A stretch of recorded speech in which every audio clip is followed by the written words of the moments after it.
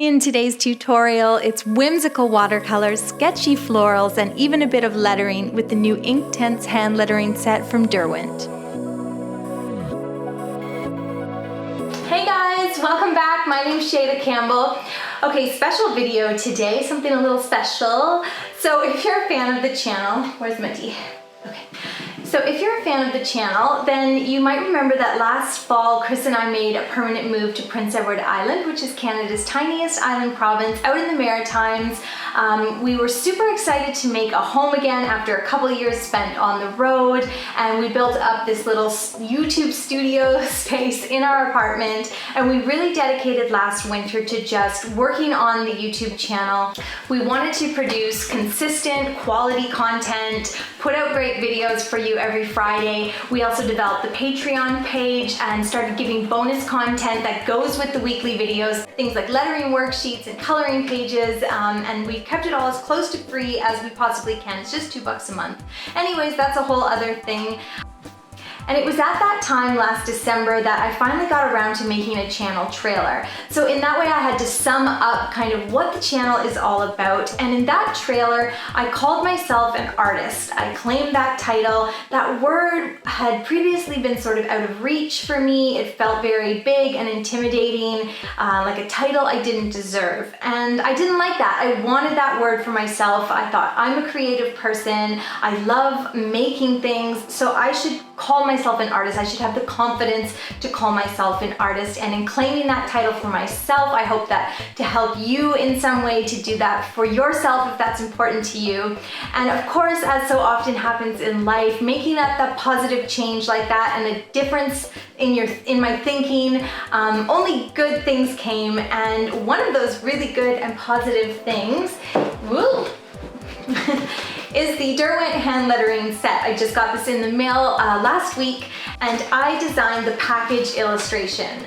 To say that I am honored and excited is an understatement. I worked with Derwent pencils all through high school, all throughout my artistic life, and so to be in some small way a part of that brand family is just such a crazy cool thing.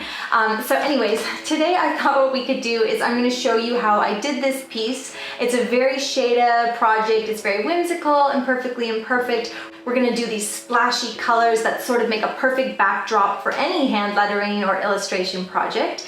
The set itself is just a nice little set. It comes with some Inktense water-soluble pencils, a water brush for manipulating those colored pencils, and then a graphic black ink pen that you can use to do hand lettering or illustration. And this video wouldn't be complete without a little giveaway. I have to give away at least one of these sets, so watch until the end of the video for that.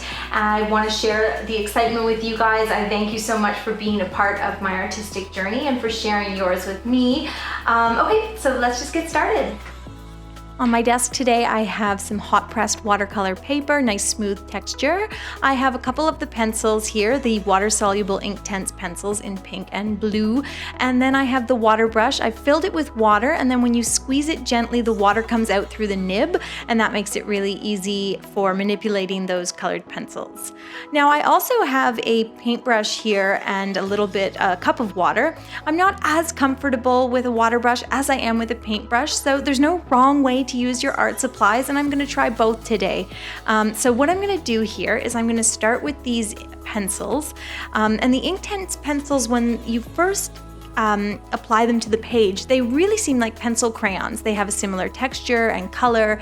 And as I've mentioned about many other water-soluble pencils in the past, they're a great introduction to watercolor painting because they give you all the control and feel of a pencil or a crayon, but then you get to come in and sort of add all the whimsy and translucency and sort of craziness of that watercolor paint. So here I'm just laying down these weird splotchy areas of blue and pink, trying not to think about that too much if possible. Let go, just add color. watercolor, and then we're gonna come back in with the water brush and start manipulating that color. And you can see how much the color, the medium changes when that water hits it. It becomes paint, and the water brush is great because you can just keep squeezing out color. Then I'm gonna switch to the paintbrush just to show that there's really no difference. It's just any water that you get on there is going to change these colors, this medium, into this wonderful, bright, very intense ink-like paint. And here what I'm doing is I'm just using the water and trying to move the medium around a little on the page. I want to create a look that's very perfectly imperfect. I want these colors to look like the perfect puddle. And halfway through, if you realize, oh, I didn't go dark enough with those pencil crayons, you can always add more. Not if it's already wet, but if you see from your first bit that you could actually go a little darker, that's easy. You can add more color and then hit that with the water, and you can see the colors are very beautiful and very, very vibrant, and they blend nicely as well. In this shot, you can kind of really see how the pencil changes to this beautiful paint on the page, and you just want to lift up the medium. You want to work it with the wet brush so that it doesn't look like pencil crayon anymore. And I did this in a few different colors. I played around with different color combos. I have a larger set of the Inktense pencils. I absolutely love them. So I worked with the blue and pink of the hand lettering set, and then I tried this gray and teal, and I really just played around as much as I could, experimenting and trying different colors out. Et voila, after getting a little crazy and playing around and letting them all dry, this is what I had come up with. Some were more successful than others, and I think it just comes down to getting to know this new medium, but I did have a lot of fun, and they were quite easy to use. And here what I'm doing is just ripping the edges. I love how it looks when the paint goes off of the edge of the paper, and you can use a ruler to just get a nice straight rip. I'm ripping this one to be the size to fit on a card, and then I did a little bookmark there as well.